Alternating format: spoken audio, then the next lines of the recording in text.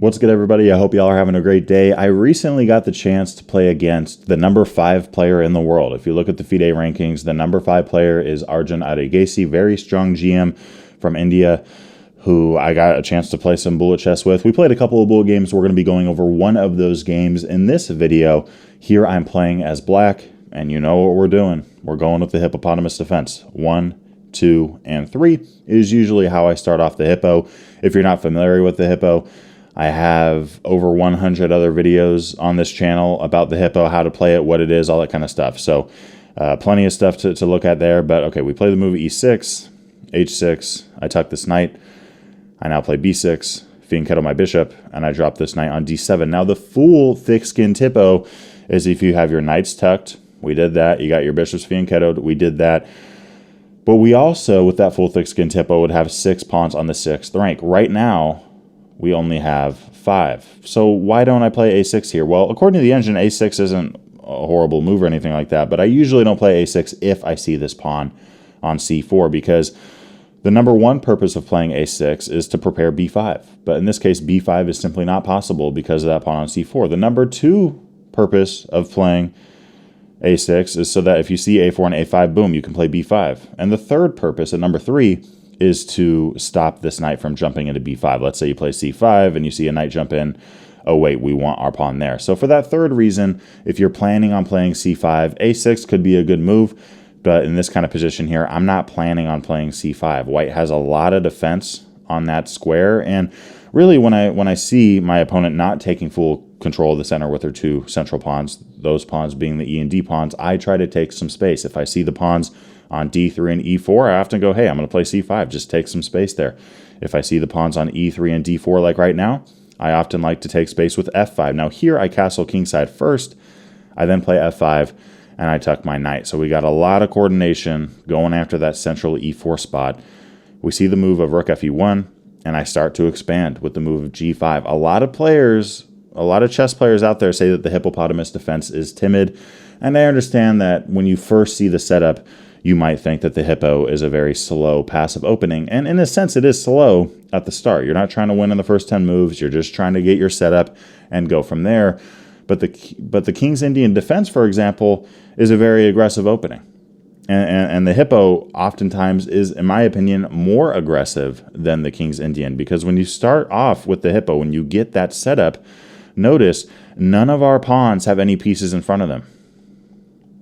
Right? And it's very easy for us to be able to push a pawn because of that. We don't have any pieces in front of our pawns. So, you know, I talk about this in my over 6-hour course. There are so many options depending on the position in terms of which pawn you want to push. And it can be very hard for your opponent to figure out how to set their pieces up when you have so much flexibility, right? Now, there's good chess openings out there. In fact, most chess openings out there, you put a knight in front of the pawn, you put the bishop out, all that kind of stuff, but that does limit the activity or really the flexibility of your pawns. When you play the hippo and you get that initial setup, your pawns have nothing in front of them. It's very easy to push them, right? And that's why here in this game, I go, hey, I'm not going to play knight f6 here. I'm going to play f5 and then knight f6. Here, g5. Notice just how freely those pawns can push. Against the move d5, I push again with the move of e5. And I love this kind of game for black. I get it all the time with the hippo.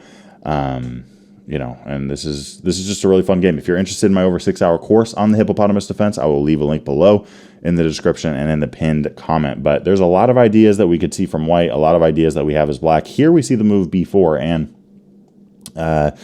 yeah, I mean, white here is really looking to prep and really, you know, potentially throw in that c5 move. It's very important that white keeps their pawn on a2 when playing b4, or put this pawn on a3, because if we play a move here like a5, which is what I did here, let's just imagine this pawn was on a4. White is in a little bit of trouble there. They're in a little bit of trouble because if you defend that pawn with a bishop, and you take back, well, then c5 is supported by a bishop. You want c5 to be supported by a pawn, right? If white pushes here, their play on the queen side is done. If they take, their play is overall done, right? They just don't have a lot of stuff going on that side of the board. So you really, as white, you want to have this pawn supporting that c5 push. How can you guarantee that you have a pawn on b4? By keeping your pawn on a2 or a3. Here we see the move a3 supporting that push. And here I went with the move of bishop to c8. One of the top moves according to the engine, but the best move was g4. And when I take a closer look at this, it does make sense. We're attacking the knight. We're attacking the pawn on h3. If the knight wants to run to h2 or something, we can always take and kind of blast open white's king there. And I think based on our setup, kind of, reminding me of a King's Indian a little bit, we're in a better stance to start attacking the king, even though we're on the same side. If white takes, we're not going to take with the f-pawn here. That doesn't help us activate our pieces. In fact, knight h4 can be played. The queen is a very strong piece now. The queen and the knight are looking at squares like g6 and f5. This is not a lot of fun. So here the move of knight takes g4 is what the engine recommends. And this is a very active knight, and it's hard to get rid of. I mean, if you want to play something like knight to h2, maybe we'll just keep pushing pawns. Maybe we'll play h5 again. The hippo is not a timid opening. It's actually very aggressive once you get to that middle game phase because your pawns can push so freely. And if we move like knight h4, let's just sacrifice our knight. Let's put this knight on d5. If you want to take on d5, we have queen takes h4. White is on the brink of losing that game. And if you see a move like knight takes f5 or bishop takes g4, either one of these moves here, you can go, hey, I'm going to get something for this knight. I'm going to get something for that knight. I'm going to play knight takes c3. If white goes, hey, I'm going to take that knight. All right, let's take the rook. Let's just keep taking stuff. And yeah, the engine here actually likes bishop takes d1, getting out of that kind of awkward spot where maybe the bishop and the knight could both get attacked. But here we could play a move like queen to f6, and we as black, we're up material. We have an advantage. Going back to a3, though, I play the move of bishop c8, and generally speaking, in these kind of positions, this is a good idea. Right? Remember, your bishop, whether you're playing the hippo, whether you're playing any kind of fianchetto opening, your bishop is not always stuck there. Here, white has pushed their pawn a very long way. And because of that, this bishop is no longer active. That's okay. Bring it back. Bring it back to c8. That bishop is much more active there. And there's also games where, hey, a bishop on a6 could be very active. So just remember, your bishop is not stuck on that diagonal. You can always move it to a6 or c8. And in the hippo, when this gets locked up in the following kind of fashion, I almost always drop it back to c8 to bring it into the attack against the enemy king. Knight b5 is played here. I end up capturing on b4, playing bishop to d7, eyeing up that knight. White does want to be careful here. I don't think white wants to end up having doubled isolated pawns on the b file. So we see the move c5. Now the bishop defends the knight, and I end up taking off that knight and playing the move of pawn to g4. Now there were a bunch of times in this game where I missed the move of b takes c5. This is a good move to throw in there because, yeah, I mean, we don't want white to take on b6, for example, and give us a very weak pawn on the b file and a weak pawn on d6 as well. It's much better for us to take on c5. And if we do take on c5, we are taking the pawn on c5 in one sense, but then in another sense, white just captures back. So, one way to think about this is going, hey, is it better for these pawns to be here or to not be there? And I think it's better for them not to. I think the pawn on b6, if white captures, is going to be a lot more weak and vulnerable than the pawn on b4. But I play the move g4. White plays knight h4. I end up capturing on h3. And after g takes h3, again, here I should take on c5 with the b pawn. If you want to take with the b pawn back, we're not taking with the d pawn there. That's not a good idea because that really weakens our pawn structure. We have double isolated pawns. The pawn on e5 is hanging, c5 hanging, the pawn on f5 attacked twice. We don't want to do that. Don't always just take a pawn because it's in there. This is a very solid pawn structure. Let's keep it this way. Let's play a move like rook to b8, attacking the bishop. If you want to run away with that piece, then we have something like knight e4, just playing actively. And white, sacrificing the knight and then taking on e4. They are up material right now, but thanks to our rook b8 move, we'd be able to capture on b2. So all that to say, yeah, I really should take on c5 here, but I played the move of king h7. This was a blunder. This is a blunder. Again, this is bullet chess. We're playing very fast. I've used, up until this point, about 19 seconds in the game. And, yeah, white here with only 11 seconds off the clock. Knight takes f5 is played. I capture back, and queen takes f5 check now is played. I go with the move king h8. This position here, it's not even +1 for white. It's about 0.5, 0.6, right in that kind of range. And with the move of queen c2, black's actually better now. Again, should have took on c5, But here I play the move of knight h5. And the engine actually liked knight h7, which makes sense, right? The whole point of knight h5 is to clear out the queen and to give this rook some activity. But where's the knight going to go now?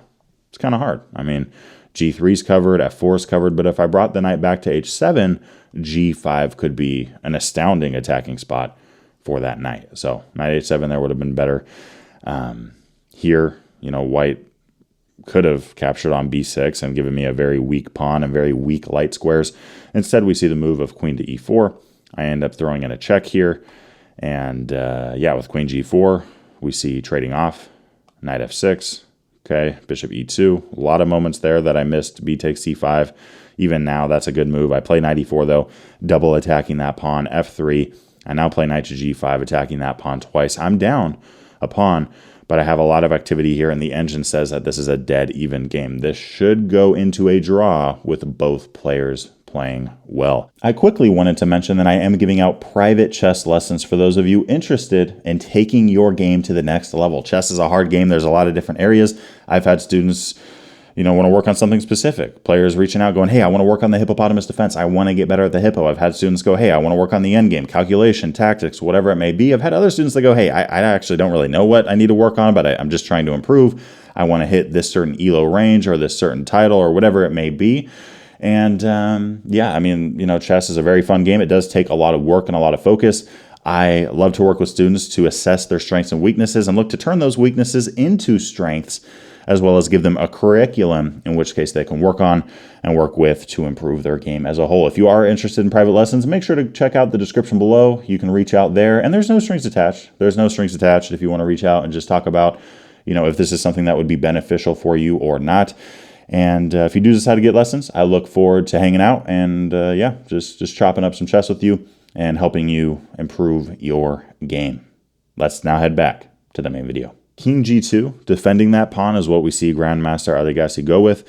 And yeah, I mean, here I can't take the pawn because I got two attackers. White has two defenders. That's not a great idea. I end up going, okay, I'm going to take on c5. And here I missed the idea of rook a2. I actually found this later, but I missed the idea of rook a2, attacking the bishop. Now, if this bishop moves, the bishop on e2 is pinned, and that bishop is a key defensive piece for the pawn on f3. And if white defends the bishop, I can sacrifice my rook and play e4, unleashing against that rook and threatening e takes f3 with check. Great idea for black. Now in the game, I ended up taking on c5. Not a great idea. Against d6, I took again, and then here I found the move of rook a2. I sacrificed on b2. I played e4. And yeah, black actually, you know, has a slightly better position now. With rook b5, I take on f3 with check. I capture back with my knight. And you could argue that taking with the rook is also a good move. I think taking with the rook or the knight are both good options, but I really like taking with the knight there. Rook f1 is played, and here I played knight h4 with check. Now black's better now. We're sitting at even material, but I got two minor pieces for a rook and a pawn. That is definitely, as black, in my favor. King g1 is played. I mean, you got to do that if you want to hold on to your rook. And yeah, here I should have went with a move like rook to c8. Defend the pawn, right? Defend the pawn there. That's a great move. Knight f3, also a good option. But against king g2, here I played knight h4. Again, good move. But with the move of king g1, here I was thinking, gosh, if I throw in a check, king h1 can be played. But I don't have to worry about king h1 there. I don't have to worry about that because of knight e5. Knight e5. I'm worried about my pawn and stuff, but notice we're attacking the hanging pawn on g4. c4 could be a move that's protected by a knight, and the knight is also protected by the bishop. And if you take on f8, the bishop captures back and defends that pawn. Defends the pawn there. That would be great for us. With king g1, I ended up taking on f1, right, which isn't the best thing I could have done there. I would say here, again, rook c8 is a great way to keep the tension on the board, start pushing this pawn very aggressively, and we're pushing for a win here. But I took on f1 with check, and then here I played the move of bishop to f8, defending the pawn on c5. c4 here, right? That's a move that one could think about, but I don't know. I mean, g5 and the pawn on h6 is attacked. If we capture, the rook's obviously able to fly over there, and I think white actually might have a slight edge now. So I ended up going, you know what? I'm going to play bishop f8, defend the pawn. And now we have the move of rook to b7, knight g6. I got 2 minor pieces against the rook. I have a better position here. Is it winning? No, but it is better for black.